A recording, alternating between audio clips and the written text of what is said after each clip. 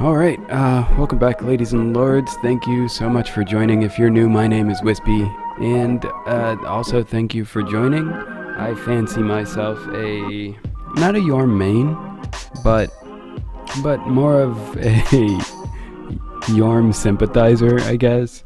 I love the fact that Jorm's in the game. I love grapplers in fighting games, and the fact that Jorm really just shakes up the norm. See what I did there? In For Honor, in an environment where everyone has swords and like daggers and stuff, and this dude just wants to get his hands all over you. Let's see what JC has for us, yeah? Alright, well, hello and welcome to the Jormungandr revamp video. So I'm gonna run you through what the changes are to the hero, where we're going with this.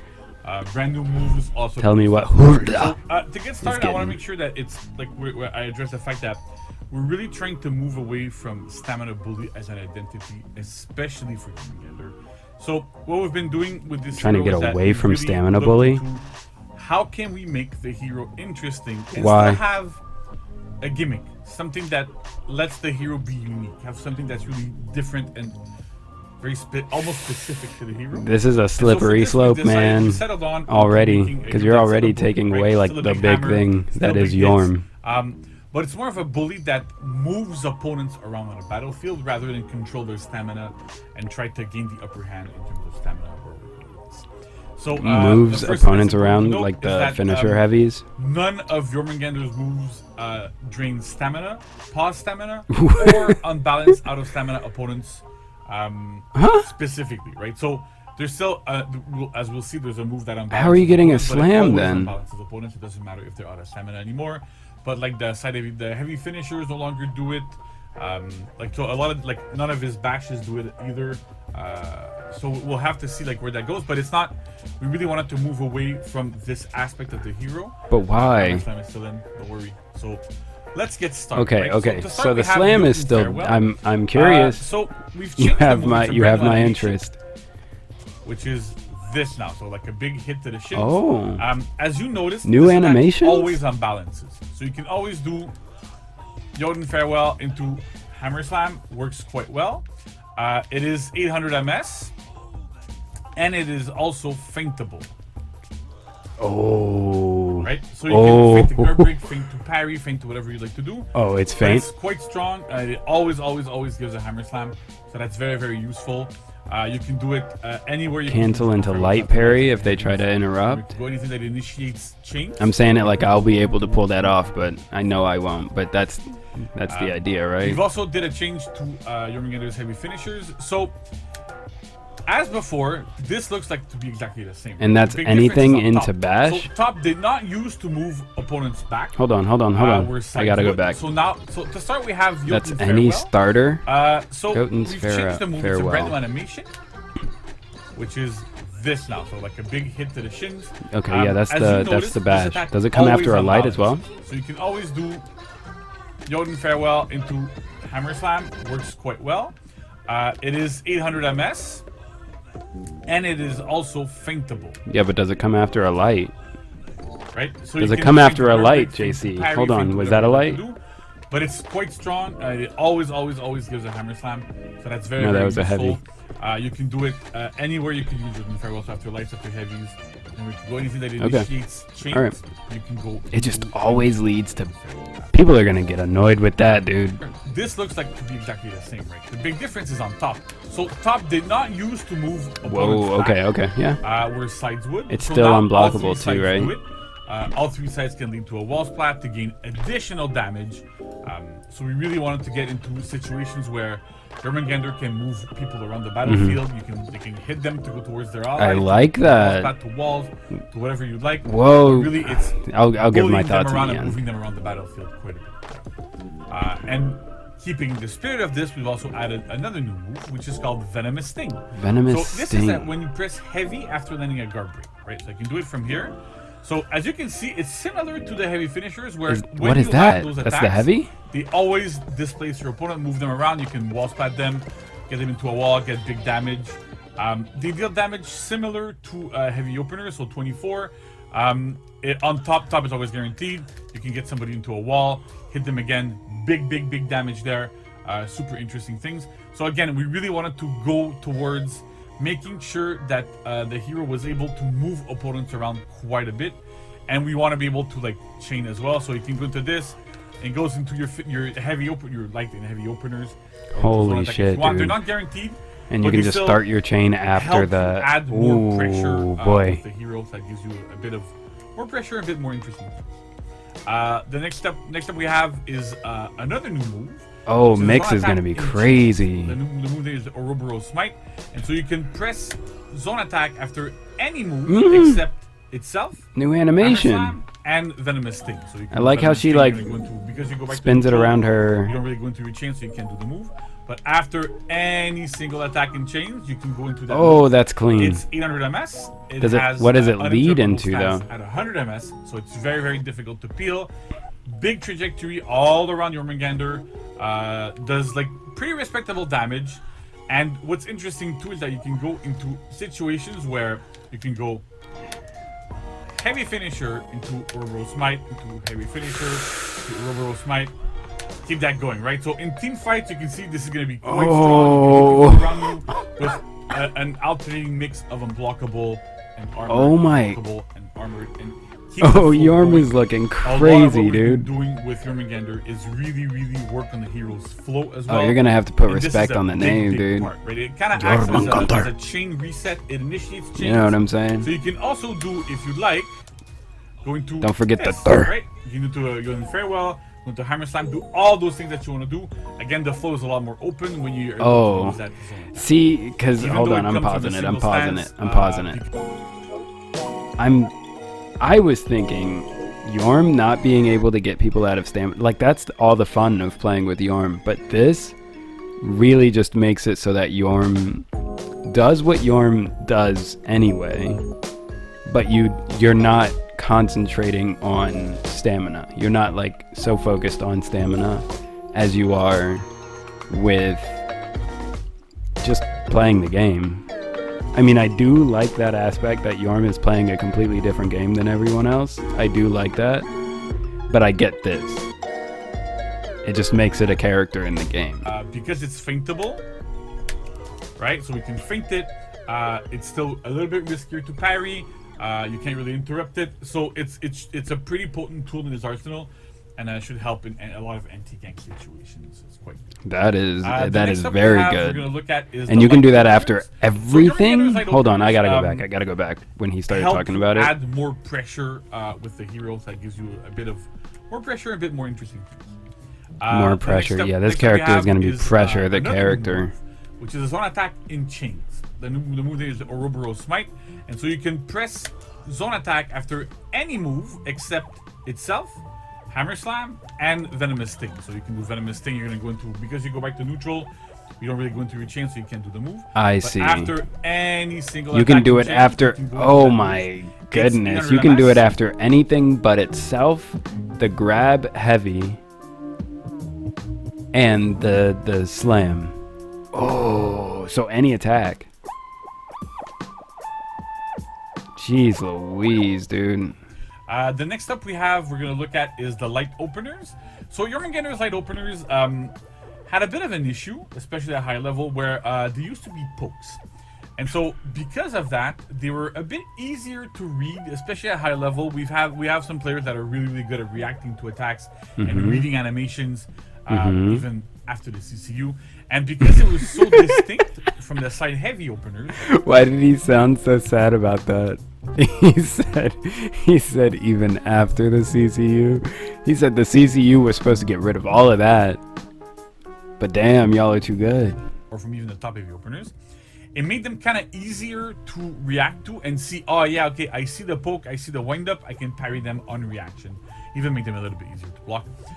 So we've actually went back to mocap and reshot these attacks. So now there's swings, right? Oh my! Sides, there's swings instead of being pokes. Oh, those are fast. That should help them, make them a little bit less distinguishable from the heavy openers. So they made them swings instead of like a punch. It's a bit better. I see. It's a bit like it's harder to react to. It's less of and a that wind really up wanted to make, or a wind back. less reactable overall. Okay. The next stage I want to discuss is the boy. finishers. So they used to be undodgeable. We've removed the undodgeable property here, mainly because You're not getting him out of stamina anymore. Jorm has in his toolkit right now. They're able to be feinted. You can do a lot more with them. Yeah, there's no point. I see you, JC. JC. It was overkill, and it's also like having the light finishers undodgeable was a bit overkill. And on top of this, I don't know. I'm acting like I'm having a conversation with this man, but I'm with you. When you're at low level, the undodgeables there might as well be unblockable. They're super hard to react to. They're hard to block. They're still enhanced, right? So Jorm still keeps to get that pressure going. So removing the undodgeable here should help make the hero a little bit less frustrating. This is for people fighting against Jorm. I mean, I get why it's kind of unnecessary now. Neutral bash, right? So it's kind of unnecessary. Jorm has so much. Backwards and press guard break, and it's not really necessary. And hit them into the gut with their hammer. If I'm pausing it. Hold up. If Jorm has all of what Jorm has right now, and then on top of that an undodgeable finisher light, we're getting into pirate territory. Because then it's like you're trying to read feints on bashes, and you're trying to read feints on heavies, and you're trying not to end up on the ground. And if you try to avoid all of that, there's still an undodgeable light at the end of the day. I get why wasn't that good of a why move. it needed to go. Reactable at high level, not very good even at low level. Like people are able to dodge it. It just did stamina damage, not super interesting. So what we've done instead is we've moved the old Jotun Feral animation on a front dodge guard break like this, right? So you can do it at 300 ms into the front dodge, similar to a lot of what we've been doing with other melees like that, a lot of bashes. But the important part here is that with this move, it also changed. I don't like when they. Now that light was guaranteed. I don't like when they move bashes to forward dodge, though. I get that it's supposed to make it fat. A better opener, a better way to open up opponents and keep the pressure going, get into that flow. I'm pausing it. Hold up, I gotta get this out. I get that it's supposed to make the bash harder to react to because you don't know what Jorm's gonna do off of a forward dodge anymore. And it's a little bit faster, I think. But now I typically use my bash when especially like with Jorm and with Chandi the same way. If I dodge an attack, I would go into my bash after that. And you can't do that with a forward dodge. If you dodge an attack, you have to wait for your recovery to then forward dodge. You can't really do that with Jorm. Like, you could do it with Chandi because you can go into a dragon dodge and then cancel it into a bash, but not with Jorm. Also, it just fucks up the flow, dude. Like, I know I have muscle memory for these characters, so when you start moving the bash to a different input, I don't know, man. I don't like it. That works quite well. Again, you can go to heavy. It also makes it feel more like a charge character where you're dodging an attack and still holding back so that you can get the bash out afterwards. But I don't know. This just keeps you from doing that. I don't know why they would do that. Can happen here in group fights, so that's one thing also to look out for. Next we have it was a shitty opener. It was, but it's like you use it sparingly. I think it was like 1,000. It was quite slow. So we've really sped it up, and on top of this, we've adjusted the uninterruptible stance timing to be at 400 ms. So right after the feint window. So with this, it creates a bit of a mix-up with the front dodge bash, right? So you can go into this feint, the guard break, feint to parry if people are like reacting to your dodge, trying to dodge your punch and stuff. So really the idea here is get into the zone, give him more mix-up, and give the hero better ways to open up from neutral. Mm-hmm. And I think we also have, I don't think the bash needed to be switched for that. I feel like the zone allows for that anyway. Light after a guard break, and your grudge is a guard break after parry. We're not going to go into it right now because I'm alone recording this. I don't. Unfortunately, we've been having some tech issues. I have to record this alone, but still. And so the idea here is that they now deal direct damage instead of dealing. I can do it again if you like.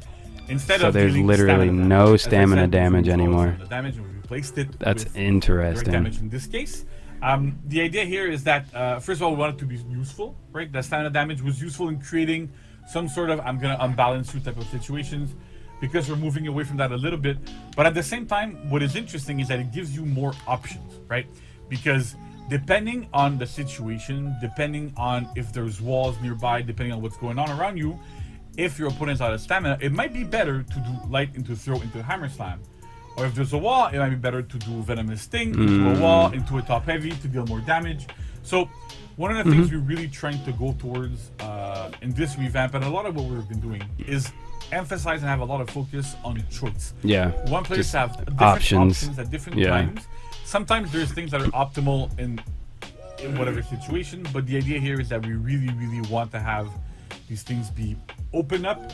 You can make your choice, you have options, you can decide on your own playstyle, on what you want to do, on what's going on around you, what is the best source of damage. Yeah, I like that. I like it. I like it. Sometimes it's better not to do a hammer slam because you're going to get back up with full stamina. There's a lot of different things. I'm right there with you, JC. I hear you. We hope this is really interesting. And then finally, last but not least, least, more nugget of cool stuff.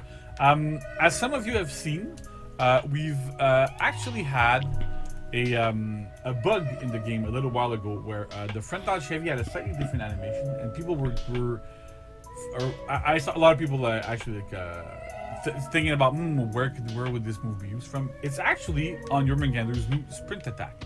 So I didn't see this at all. When Jormungandr runs, you do sprint attack. That's kind of cool. Big attack that we've had right now. You saw a little bit of the animation where you jump forward. That's cool. And that's from the newest. So, again, another move we've mocapped. Sometimes we go there. We're not 100% sure we're gonna. Maybe not the newest. Cool stuff.